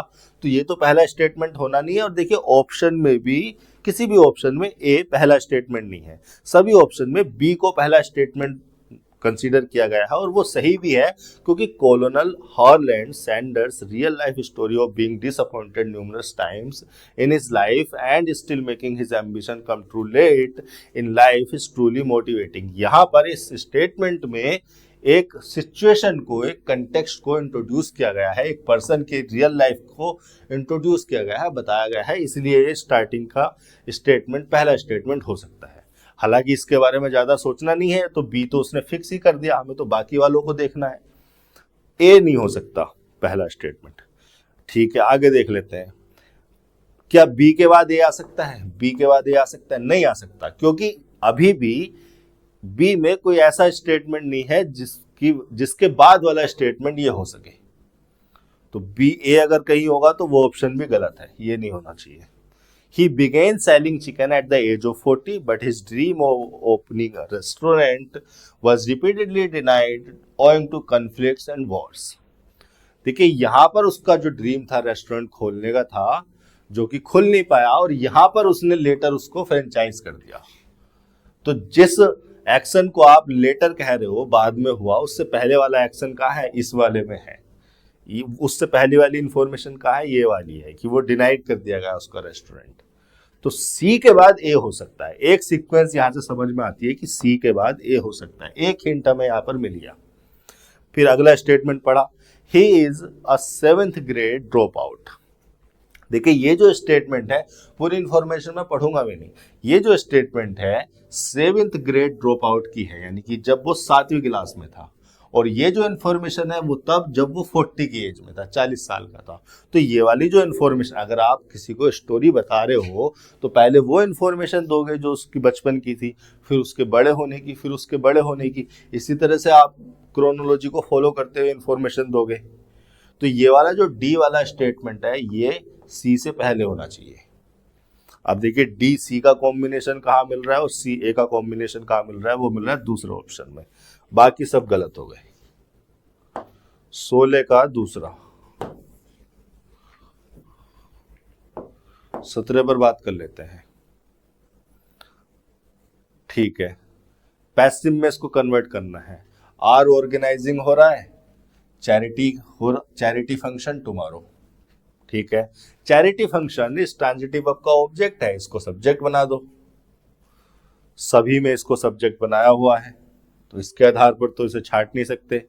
आर ऑर्गेन, सब्जेक्ट तो सिंगुलर है, वर्ब को भी सिंगुलर के हिसाब से रखा गया है। Are organising is being organise हो जाएगी, बी प्लस वर्ब की थर्ड फॉर्म लगाएंगे। यही देख लो बस कहाँ है, इज बीइंग ऑर्गेनाइज, ये रहा। बाई एस को सभी से हटा रखा है, ये भी गलत हो गया। इज ऑर्गेनाइज्ड, टेंस चेंज कर दिया ना आपने, ये भी गलत हो गया। यहां पर भी आपने टेंस चेंज कर दिया, यहां पर आपने इसकी थर्ड फॉर्म नहीं लगाई, तो ये हो जाएगा आपका दूसरा ऑप्शन, 17 का दूसरा। 18। ठीक है, फिर से एक सेंटेंस अरेंजमेंट आपके सामने आया है, इसको पढ़ेंगे और करते जाएंगे। इन शेक्सपियर्स हैंड, देखिए ये तो एक प्रीपोजिशन फ्रेज है, ये प्रीपोजिशन का ऑब्जेक्ट हो गई, प्रीपोजिशन फ्रेज लगी हुई है। आगे एक नाउन फ्रेज लिखी हुई है जो कि निश्चित तौर पर ये एक सब्जेक्ट होगी। ऑब्जेक्ट तो आप इसको कंसीडर कर नहीं सकते क्योंकि इससे पहले कोई ट्रांजिटिव वर्ब या प्रीपोजिशन नहीं है। इट मींस ये आपका लिखा है सब्जेक्ट। अब सब्जेक्ट के बाद वो वाला ऑप्शन आएगा जहां पर इसका प्रेडिकेट हो। तो इस प्रेडिकेट का इन चारों ऑप्शंस में, इन चारों स्टेटमेंट में ध्यान रखना कि ये प्रेडिकेट कौन से वाले स्टेटमेंट में आ रहा है, वही इसके तुरंत बाद आ जाएगा। ये ए पहला स्टेटमेंट हो सकता है। अभी तक हमें ऐसा कोई हिंट नहीं मिला इसमें कि ये पहला स्टेटमेंट ना हो। फिर आगे देख लेते हैं, that first shown fourth in his early history place. देखिए यहां पर आपको दो हिंट मिलते हैं। पहला तो ये कि जो डैट है ये एक प्रोनाउन की तरह इस्तेमाल हुआ है और कंजंक्शन भी दिखाई दे रहा है, और कंजंक्शन है प्रोनाउन है, तो कंजंक्शन प्रोनाउन, अगर प्रोनाउन लगा है किसी सेंटेंस में तो पहले वो स्टेटमेंट आएगा जहां पर उस नाउन का जिक्र हुआ हो। पहले हम किसी नाउन को इंट्रोड्यूस कर लेते हैं, फिर पैराग्राफ में कहीं भी उस नाउन के लिए प्रोनाउन का इस्तेमाल कर सकते हैं। यानी कि ये स्टेटमेंट भी पहला स्टेटमेंट नहीं होना है। और आगे देखेंगे तो हिज लगाया गया है, और हिज भी एक प्रोनाउन है, हालांकि डिटर्मिनर के केस में है लेकिन है तो प्रोनाउन ही। तो पहले उस पर्सन को इंट्रोड्यूस करोगे जिसके लिए आप हिज लगा सकते हैं, फिर पैराग्राफ में कहीं भी उसके लिए हिज आ सकता है। कहने का मतलब ये है कि ये जो बी है ये पहला स्टेटमेंट नहीं हो सकता। अभी तक हमने कहीं भी इस स्टेटमेंट से पहले उस पर्सन को इंट्रोड्यूस नहीं किया। वो पर्सन है इस स्टेटमेंट में, William Shakespeare is considered as the greatest dramatist and poet of English language। यहां पर एक पर्सन को, एक सिनेरियो को इंट्रोड्यूस किया गया है, इसीलिए इस स्टेटमेंट को पहला स्टेटमेंट कंसीडर किया जा सकता है। अभी भी हमने चौथा स्टेटमेंट पढ़ा नहीं, तो अभी भी हम किया जा सकता है पर बात करेंगे। Achieved a matchless brilliance. देखिए जिस प्रेडिकेट की मैं बात कर रहा था वो प्रेडिकेट है यहां पर। ये जो अचीव्ड है वर्ब हो गई और वर्ब का ट्रांजिटिव वर्ब का ऑब्जेक्ट हो गया मैचलेस ब्रिलियंस। तो इस डी को आना है ए के बाद। एक हिंट हमें यहां से मिल गया ए डी होना है। दूसरा हिंट हमें यहां से मिल गया कि ये जो बी है ये स्टार्टिंग में नहीं होना। तो ये वाला ऑप्शन तो हटा दो भाई, ए डी यहां पर है या फिर यहां पर है। इन बाकियों में तो ए डी है ही नहीं, ये तो ऑप्शन ऐसे ही हटा दोगे ए डी को देखते ही। ए डी या तो यहां है या फिर यहां है। बी से स्टार्ट कर नहीं सकते क्योंकि बी में प्रोनाउन है। प्रोनाउन से पहले वो नाउन आता है जिसके लिए वो प्रोनाउन यूज किए जा सकते हैं। तो हमारा सही ऑप्शन हो जाएगा सी ए डी बी। सी से स्टार्ट कर लोगे, ए डी का कॉम्बिनेशन सही बैठ रहा है, सब्जेक्ट और प्रेडिकेट, और उसके बाद बी। अब ये जो देखिए दैट प्रोनाउन है किसके लिए यूज हुआ होगा, इस मैचलेस ब्रिलियंस के लिए यूज होगा, रिलेटिव प्रोनाउन की तरह इस्तेमाल हो रहा है। चूंकि विलियम शेक्सपियर की हमने पहली बात कर दी पहले स्टेटमेंट में सी में, फिर उसके लिए हम हिज यूज कर सकते हैं, हिम यूज कर सकते हैं कहीं भी पूरे पैराग्राफ में। इस तरह से जो है हिंट आपको पकड़ने होते हैं। 18वां हो गया, 19वें में बात कर लेते हैं। एंटोनियम बताना है नेव का। एक वर्ड आपको दिया है क्वेश्चन में कि इस नेव का एंटोनियम इस सेंटेंस में से छांट के बताओ। अब कुछ बच्चे क्या करते हैं, वो देखते हैं नेव को और फिर देखते हैं वो ऑप्शन को। अगर ये चारों ऑप्शन इस सेंटेंस में से ही दिए हैं, इस स्टेटमेंट में से ही दिए हैं, तब तो सही है ऐसा करना कि आपने नेव को देखा और इन चारों ऑप्शन को देखा। लेकिन अगर कहीं एग्जामिनर ने ऐसा कर दिया कि इन चार में से कोई एक या दो वर्ड इस स्टेटमेंट से बाहर के रख दिए, है तो वो नेव के एंटोनियम हो सकते हैं, नेव के वो एंटोनियम हो, लेकिन इस सेंटेंस के नहीं है, तो वहां पर आप गलती कर सकते हैं। आप मेरी बात समझने की कोशिश कीजिए। एग्जामिनर ने किया कुछ इस तरह से कि यहां पर आपको नेव दिया और नेव के दो एंटोनियम रख दिए, एक इस ऑप्शन में रख दिया, एक इस ऑप्शन में रख दिया। एक ऑप्शन, एक वर्ड तो इसी सेंटेंस से है, एक वर्ड इस सेंटेंस से बाहर कर रख दिया। आप देखेंगे यार ये तो दोनों सिमिलर वर्ड है, या इनमें से मुझे ये वाला सही लग रहा है, ये वाला सही लग रहा है। आप वहां पर कंफ्यूज हो सकते हैं। तो इस सिचुएशन में आप इस स्टेटमेंट को एक बार चेक कर लें कि जो चारों वर्ड हैं, पूरा स्टेटमेंट पढ़ने की जरूरत नहीं है, केवल इतना देख लें कि जो चारों वर्ड हैं वो इस स्टेटमेंट में है भी या नहीं। जेडेड ये रहा, कन्विंस्ड ये रहा, करप्ट ये रहा, सिनिकल ये रहा। मतलब ये चारों वर्ड इसी स्टेटमेंट में से दिए हैं और इन चारों वर्ड में से हमें कोई एक एंटोनियम इसका बताना है, नेव का। अब जो है क्वेश्चन हमारे सामने सीधा हो गया। नेव को देख लेते हैं, क्या है नेव का मतलब। देखिए नेव का मतलब है ओवरली ट्रस्टिंग। ओवरली ट्रस्टिंग, एक ऐसा पर्सन जो ओवरली ट्रस्ट कर लेता हो, या easily believing, easily believing people, easily believing others. एक ऐसा पर्सन जो दूसरों पे आसानी से भरोसा कर लेता हो उसको नेव कह देते हैं। या फिर लैकिंग वर्ल्डली एक्सपीरियंस, जिसको दुनियादारी की समझ ना हो, जिसको दुनियादारी की समझ ना हो, दूसरों पर आसानी से भरोसा कर लेता हो, उसको हम नेव कह देते हैं। ये हो गया नेव का मतलब। जेडेड का मतलब क्या होता है? जेडेड का मतलब हो गया losing interest, losing interest in something, in something because of experiencing it too much। आपने किसी चीज को इतना अनुभव कर लिया, इतना एक्सपीरियंस कर लिया कि अब आपका उसमें इंटरेस्ट ही ना रहा। आपने किसी मूवी को कई बार देख दिया, बहुत बार एक्सपीरियंस कर लिया उस मूवी को, अब आपको वो मूवी इंटरेस्टेड ही नहीं लगती, तो आप क्या हो गए? जेडेड हो गए। आपने किसी एक्टिविटी को इतना कर लिया, इतनी ज़्यादा बार कर लिया, इतनी ज़्यादा बार उसका अनुभव कर लिया, एक्सपीरियंस कर लिया कि वो अब आपको इंटरेस्टेड नहीं लगती, आप उसमें इंटरेस्ट लूज कर रहे हैं, खो रहे हैं, तो आपको क्या कहा जाएगा? जेडेड कहा जाएगा। तो ये तो उसका एंटोनियम नहीं है, करप्ट भी नहीं है। सिनिकल बहुत सही वर्ड है, सिनिकल बना है साइनिक से। साइनिक हम उस पर्सन को कहते हैं, मैं यहां पर लिख देता हूं साइनिक, CYNIC। साइनिक हम उस पर्सन को कहते हैं जो दूसरों के बारे में ये सोचता हो कि दूसरा व्यक्ति जो भी काम कर रहा है अपने सेल्फ इंटरेस्ट के लिए कर रहा है। वो किसी को भी कुछ भी करते हुए देखेगा और देखते ही क्या बोलेगा? अरे इसका अपना कुछ फायदा होगा तभी ये ऐसा कर रहा है। साइनिक कहते हैं उस पर्सन को। ठीक है, साइनिक का मतलब हो गया a person who believes that people are self-interested। ऐसे पर्सन को हम साइनिक कहते हैं, इसी से बना है साइनिकल।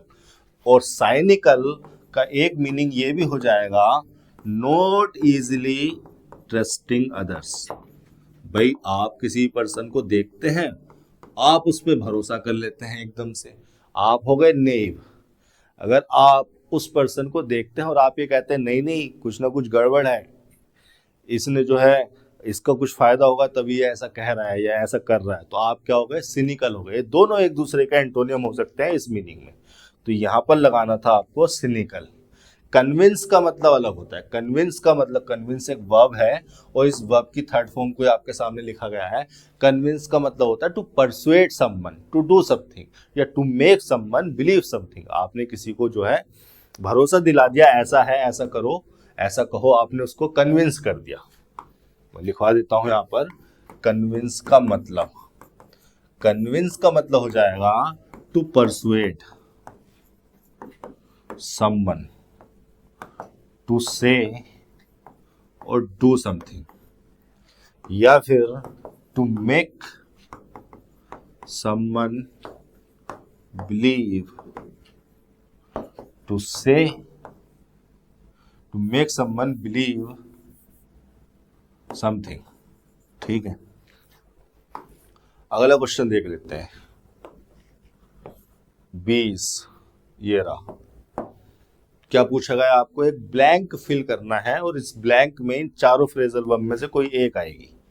द ड्राइवर सब्जेक्ट हो गया आपका, मीनिंग तो हमें समझना ही पड़ेगा सेंटेंस का, और मीनिंग समझने के लिए हमें सेंटेंस को पढ़ना पड़ेगा। फिल इन द ब्लैंक को हमेशा पढ़ के करना है। द ड्राइवर सब्जेक्ट हो गया वेरी सटली। अब देखिए यहाँ पर कोई फ्रेजल वर्ब लगी होगी, वर्ब है तो उसके लिए एडवर्ब लग गया वेरी, वो सटली, और वेरी सडनली के लिए एडवर्ब लग गया, और वर्ब होगी हमारी ट्रांजिटिव नेचर की, इसलिए उसके बाद ऑब्जेक्ट लगा होगा, द ट्रैफिक वायलेशन। अच्छा, द ट्रैफिक वायलेशन उस ट्रांजिटिव वर्ब का ऑब्जेक्ट हो गया। ही कमिटेड एक एडजेक्टिव क्लोज लग गई, यानी कि रिलेटिव क्लोज लग गई, रिलेटिव प्रोनाउन को यहां से उड़ा रखा है, कोई बात नहीं। Iron throw, iron in, iron out, iron aside. देखिए, आयरन थ्रो का मतलब होता है to make something flat by pressing, किसी चीज को दबाकर उसको फ्लैट कर देना, क्या होता है, आयरन थ्रो होता है। To make something flat by pressing. Iron in जैसी कोई फ्रेजल वर्ब नहीं होती। आयरन आउट बहुत अच्छी फ्रेजल वर्ब है और यहीं पर ही आ जाएगी। आयरन असाइड जैसी फ्रेजल वर्ब भी कोई नहीं होती। आयरन आउट का मतलब होता है टू रिसोल्व द प्रॉब्लम्स या टू एलिमिनेट डिफरेंसेस। आपके और आपके बीच, आपके और आपके दोस्त या भाई बंधु के बीच में कुछ प्रॉब्लम्स हैं, कुछ डिफरेंसेस हैं, कुछ मतभेद हैं, उन मतभेद को, उन प्रॉब्लम्स को, उन डिफरेंसेस को रिसोल्व कर देना, एलिमिनेट कर देना, हटा देना, क्या होता है, आयरन आउट करना होता है। यहाँ पर एक सेंटेंस लिखा हुआ है, Nana Patekar and Tanushree Dutta have perhaps iron out their differences. Iron out का मतलब हो गया एलिमिनेट डिफरेंसेस, ठीक है। आयरन आउट का मतलब to fix the small problems in something. यहीं से एक ये वाला इडियम भी बन जाता है, iron out the wrinkles. Wrinkles refer कर रहा है प्रॉब्लम्स को, प्रॉब्लम्स या डिफरेंसेस को। तो इसका हो जाना चाहिए था आपका 20वें का थर्ड ऑप्शन। फ्रेजल वर्ब तो आपको याद करनी ही पड़ेंगी, प्रीवियस ईयर वाली उठा के याद कर लो। प्रीवियस ईयर से बाहर की जो फ्रेजल वर्ब या वोकैबुलरी आती है उसमें जो है ज़्यादातर बच्चे उसको नहीं कर पाते हैं। सेंटेंस के कंटेक्स्ट को समझकर, मीनिंग को समझकर उसका अंदाजा लगाने की कोशिश करना कि वर्ड का क्या मीनिंग हो सकता है, और फिर उसके हिसाब से ऑप्शन को चूज करना। कॉम्प्रिहेंशन आपको दिया गया है। रीडिंग कॉम्प्रिहेंशन के लिए आपकी रीडिंग स्किल्स अच्छी होनी चाहिए। उसके लिए आप रोजाना चाहे 15 मिनट पढ़ो, चाहे आधा घंटा पढ़ो, किसी किताब को उठा लो, पढ़ लो। मैं सजेस्ट करता हूं कि एनसीईआरटी की प्रीवियस ईयर की किताबें ले लो, इंग्लिश में लिखी हुई 6 से 10 तक की, 6 से 10 क्लास तक की, किसी भी सब्जेक्ट की आप ले सकते हो। हिस्ट्री की ले लो, पॉलिटिकल साइंस की, ज्योग्राफी की, किसी भी सब्जेक्ट की ले लो। आप पढ़ना शुरू करो, आपकी जो है रीडिंग कॉम्प्रिहेंशन भी अच्छी हो जाएगी और आपकी जो है जीके भी इम्प्रूव होगी। जीके की भी जरूरत है ना आपको इन एग्जाम्स के लिए, तो वो भी इम्प्रूव हो जाएगी। क्या लिखा हुआ है, एक क्लोज टेक्स्ट हमें दिया गया है, ब्लैंक को फिल करना है। अपनी ग्रामर की अंडरस्टैंडिंग का यूज करो, अपनी वोकैबुलरी का यूज करो, अपनी इंग्लिश लैंग्वेज की समझ का यूज करो। Colonialism had a great impact on the lives of the Aboriginal Australians। Aboriginal का मतलब नेटिव, जो वहां पर रहते थे, आदिवासी पहले से, native people. Colonialism had a great impact on the lives of the Aboriginal Australians who were eventually, ठीक है। यहाँ पर देखिए बी की फॉर्म है, यहाँ पर एडवर्ब है, यहाँ आएगी वर्ब की थर्ड फॉर्म और बाई प्रीपोजिशन, उसके बाद लिखा है डूअर, मतलब पैसिव स्ट्रक्चर को लिखा गया है। कॉट यानी कि वर्ब की थर्ड फॉर्म में क्या आना चाहिए, कॉट, अंडरस्टूड, सब्जुगेटेड, रेज्ड। यहां पर सही वर्ड हो जाना चाहिए सब्जुगेटेड। ऐसा तो है नहीं कि वो जो ऑस्ट्रेलियंस थे, ये जो हु लगाया गया है किसके लिए लगाया गया है, ये जो हु है रिलेटिव प्रोनाउन आया है अब ओरिजिनल नेटिव ऑस्ट्रेलियंस के लिए। तो नेटिव ऑस्ट्रेलियंस को वाइट के द्वारा क्या पकड़ लिया गया था, या समझा गया था, या उठाया गया था, रेस किया गया था? नहीं, उनको सब्जुगेट किया गया था। कॉलोनियलिज्म की बात कर रहे हैं ना हम। सब्जुगेट का मतलब होता है to defeat people and bring them under domination, bring them under rule. लोगों को या किसी देश को हरा देना और उन्हें अपने डोमिनेशन में, अपने रूल के अंदर, अपने कंट्रोल में ले आना, ये होता है सब्जुगेट का मतलब। सब्जुगेट वर्ब है, इसी वर्ब की थर्ड फॉर्म लगी है वहां पर, subjugated. To defeat people and bring them under rule, bring them under rule, या to bring people under domination. Domination मतलब कंट्रोल, या इसका एक मतलब हो जाएगा टू एनस्लेव, किसी को स्लेव बना देना, किसी को अपना गुलाम बना देना। या इसका एक मतलब हो जाएगा, एक ही मतलब लिखवा रहा हूं मैं, सिमिलर मीनिंग को ही लिखवा रहा हूं अलग अलग शब्दों में, समझ जाओ ताकि आप, टू मेक समवन सबमिसिव या सर्वाइल या सबसर्विएंट। ठीक है, सबमिसिव बना देना, किसी को सर्वाइल बना देना, सब्जुगेट करना होता है। तो ये हो जाएगा 21वें का थर्ड ऑप्शन। 22वें पे चल लेते हैं। 22 के ऑप्शन रहे ये, क्या लिखा हुआ है? ठीक है, who were eventually subjugated by the whites with all power and privilege. The colonizers turned their land into rubbish pits and dating sites। क्या वो जो वाइट्स आए थे वो डेट करने के लिए आए थे ऑस्ट्रेलिया में? नहीं। क्या वो रिक्रिएशन के लिए आए थे? रिक्रिएशन का मतलब होता है टू क्रिएट समथिंग अगेन, किसी चीज को दोबारा से क्रिएट करना। या रिक्रिएशन का एक मतलब होता है एन एक्टिविटी ऑफ एंजॉयमेंट। तो क्या वो एंजॉयमेंट के लिए आए थे यहाँ पर? क्या जो कोलोनाइजर आए थे वो एंजॉयमेंट के लिए, चलो चलो मजे करते हैं ऑस्ट्रेलिया में जाकर, एन एक्टिविटी ऑफ एंजॉयमेंट। अगर आप पार्क में जाते हैं, घूमते हैं, झूले झूलते हैं, थोड़ा इधर उधर हंसी खुशी से किसी के साथ बातचीत करते हैं, तो आप क्या कर रहे हैं? एक रिक्रिएशन एक्टिविटी को कर रहे हैं, रिक्रिएशनल एक्टिविटी को कर रहे हैं। तो क्या एंजॉयमेंट के लिए वो आए थे? नहीं। हॉल्ट का मतलब होता है to stop something. Halting sites, halting sites का मतलब हो जाएगा एक ऐसी साइट जहां पर जाकर कुछ रुक जाए। तो क्या यहाँ पर कुछ रोकने के लिए, कुछ रुकने के लिए आए थे? वो नहीं। यहाँ पर उन्होंने बनाई construction site. The colonizer turn their land into rubbish pits and construction sites. Construction sites बनाई उनकी कंट्री को, उनके नेचुरल रिसोर्सेज को एक्सप्लॉइट करने के लिए। कहीं पर उन्होंने माइंस बनाई, कहीं पर उन्होंने ट्रेन बनाई, अलग अलग तरह के कंस्ट्रक्शन साइट्स, प्लेटफॉर्म उन्होंने बनाए ताकि वो वहाँ के नेचुरल रिसोर्सेज को एक्सप्लॉइट कर सके, फायदा उठा सके उनकी जमीन का। तो ये हो जाएगा 22वें का दूसरा ऑप्शन। 23 पर बात कर लेते हैं।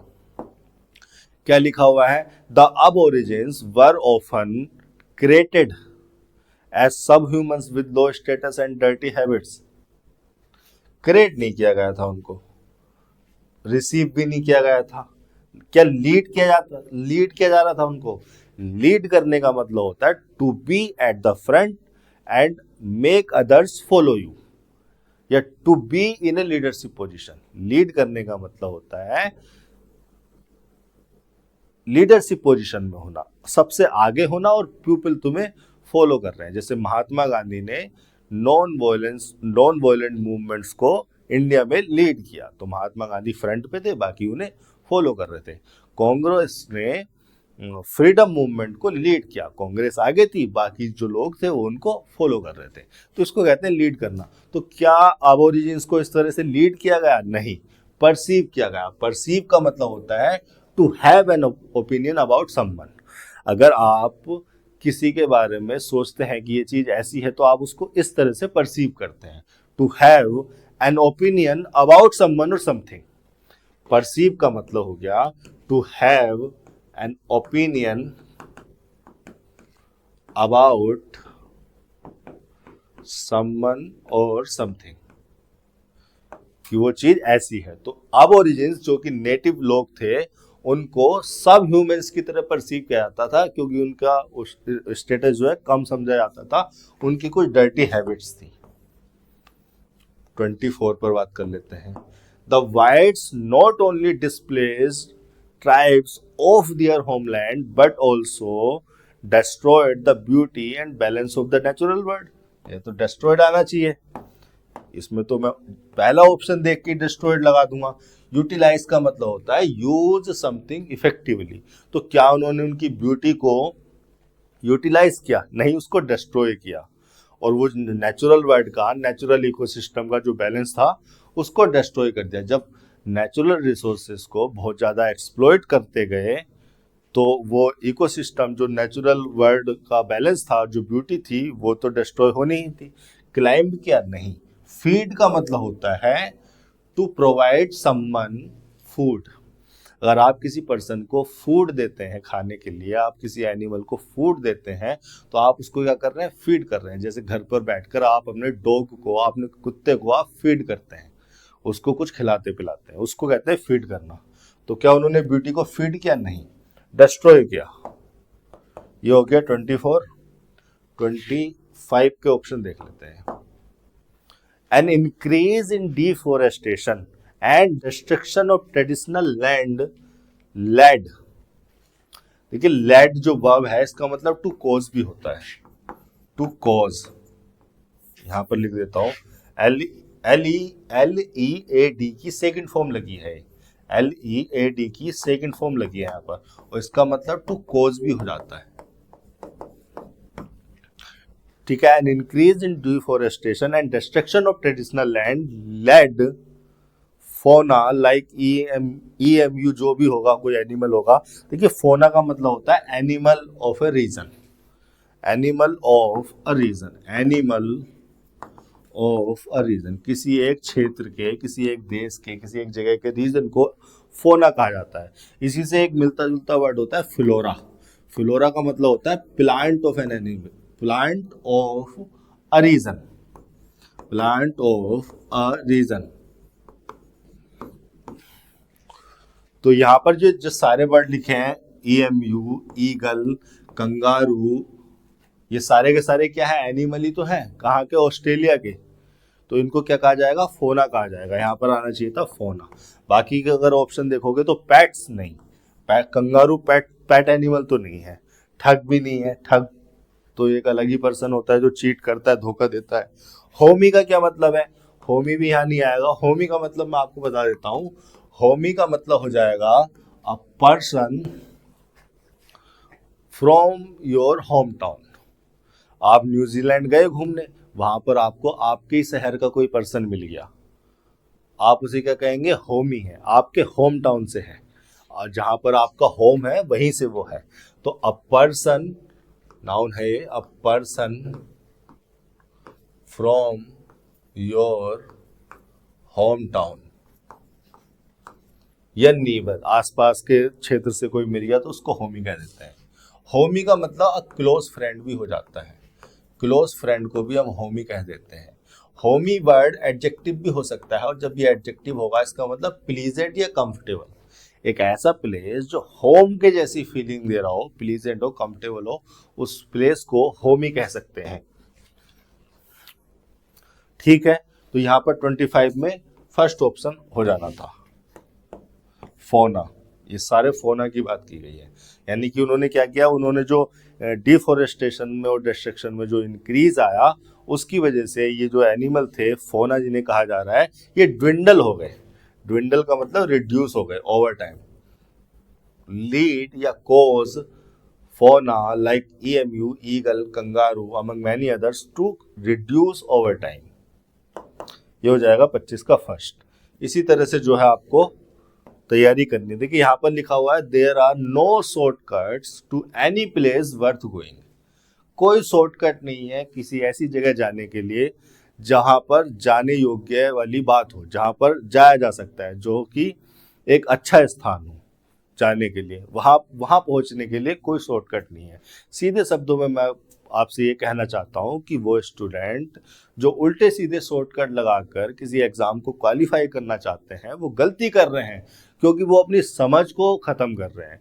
अगर वो अपनी समझ को इम्प्रूव नहीं करेंगे तो वो बार बार गलतियां करेंगे, कभी इस क्वेश्चन में कभी इस क्वेश्चन में, उनको बार बार उसी चीज को बार बार सीखने की जरूरत पड़ेगी, समय उनको ज्यादा लगेगा। शॉर्टकट ढूंढने वाले लोग कई बार देर से पहुंचते हैं, क्योंकि वो गलतियां ज्यादा करते हैं, वो चीजों को समझते नहीं हैं। अपनी समझ को इम्प्रूव कीजिए, अपनी प्रैक्टिस को इम्प्रूव कीजिए, रीडिंग स्किल्स को इम्प्रूव कीजिए, आप निश्चित ही पहुंच जाएंगे जहां भी आप पहुंचना चाहते हैं। आज के लिए इतना ही, धन्यवाद।